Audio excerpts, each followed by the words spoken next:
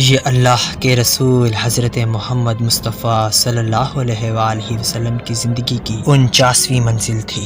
حضور کے بہت سارے دنیاوی تعلقات تھے، تجارت کی ذمہ داریاں تھیں، کئی اولادیں تھیں اور بے شمار دنیاوی مسائل تھے۔ اس کے باوجود نبی پاک صلی اللہ علیہ وآلہ وسلم کو دنیا کے تمام کام بہش نظر آتے تھے۔ ان دنوں حضور صلی اللہ علیہ وآلہ وسلم دنیا اور دنیاوی کام سے بیزار ہو چکے تھے۔ مکہ سے 3 میل کے فاصلے پر ایک غار تھا جس کا نام ہیرا تھا۔ آپ مہینوں وہاں جا کر قیام فرماتے تھے اور مراقبہ کرتے۔ حضور اپنے ساتھ ستو اور کھجور ساتھ لے جاتے اور جب یہ چیزیں ختم ہو جاتی تو آپ گھر واپس تشریف لے آتے اور پھر واپس غار ہیرا میں چلے جاتے۔ ان دنوں غار ہیرا میں حضور صلی اللہ علیہ وآلہ وسلم عبادت اور ریاضت میں مشغول تھے۔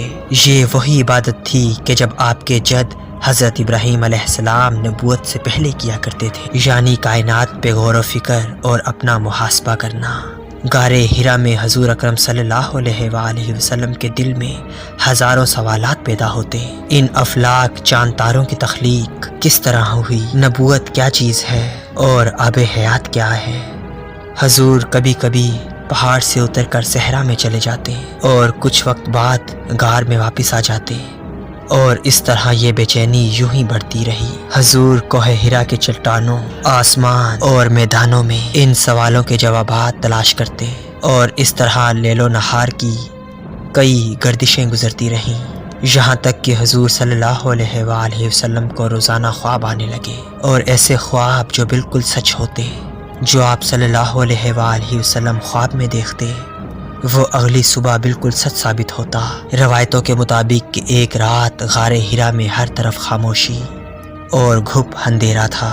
حضور اکرم صلی اللہ علیہ وآلہ وسلم ان پرسکون لمحوں میں اللہ کی نشانیوں میں غور و فکر فرما رہے تھے کہ بس اتنی دیر میں ایک حیران کن مخلوق ظاہر ہوا اور اس نے عرض کیا کہ اے محمد پڑھو، تو آپ نے فرمایا کہ میں پڑھ نہیں سکتا۔ اس مخلوق نے زور دے کر کہا کہ اپنے رب کا نام لے کر پڑھو، جس نے عالم کو پیدا کیا، جس نے انسان کو خون کی پھٹکی سے بنایا اور جس نے انسان کو وہ علم دیا جس سے وہ پہلے واقف نہ تھا۔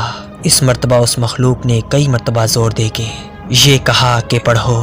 حضور نے اپنی مجبوری بیان کرتے ہوئے فرمایا کہ میں پڑھ نہیں سکتا۔ لہٰذا اس مخلوق نے حضور اکرم صلی اللہ علیہ وآلہ وسلم کے جسم کو مضبوطی سے پکڑا اور اتنے زور سے دبایا کہ حضور کو سختی محسوس ہوئی۔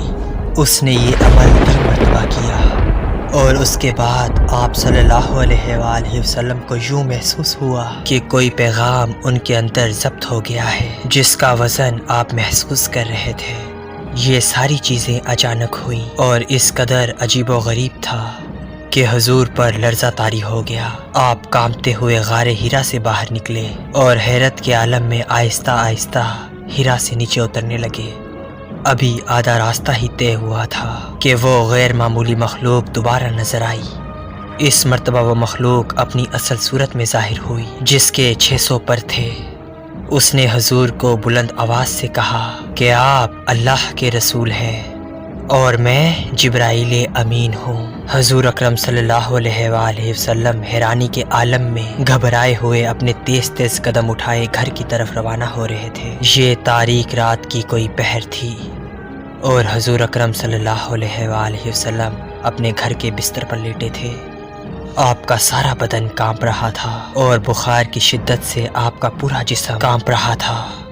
آپ نے بہت سارے کمبل اپنے اوپر اوڑھ لیے، سر، منہ اور سب کچھ ڈھانپ لیا۔ اس وقت آپ صلی اللہ علیہ وآلہ وسلم کی جو حالت تھی اور اس روحانی تجربے کے بعد آپ جس کیفیت میں مبتلا تھے وہ اللہ ہی کے علم میں تھا اور اسے بیان کرنا ناممکن ہے۔ بہرحال جب سیدہ خدیجہ گھر تشریف لائیں اور حضور کی یہ حالت دیکھی تو آپ صلی اللہ علیہ وآلہ وسلم سے اس کی وجہ دریافت کی۔